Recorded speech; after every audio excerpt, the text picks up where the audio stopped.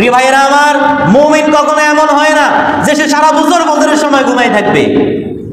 মুমিন কখনো এমন হয় না যে সে সারা জীবন সুদ গ্রহণ করবে। মুমিন কখনো এমন হয় না যে সে সারা জীবন চুরি ডাকাতি অবৈধ উপার্জন করবে। বরং মুমিনের গুণাগুণ কি? মুমিনের পাপ পাহাড় সমপরিমাণ হতে পারে, মুমিনের পাপ সাগর সমপরিমাণ হতে পারে, কিন্তু মুমিন সেখান থেকে ফিরে আসবে। কি ভাই, মুমিন কি ওটার উপর অটল অবিচল থাকবে না? ফিরে আসবে। আল্লাহ রাব্বুল আলামিন পবিত্র কোরআনের সূরা আল ইমরান 135 নং আয়াতে আমাদেরকে জানান, ওয়াল্লাযীনা ইযা ফাআলু ফাহিশাতান আও যালামু আনফুসাহুম যাকারুল্লাহ ফাস্তাগফিরু লিযুনুবিহিম।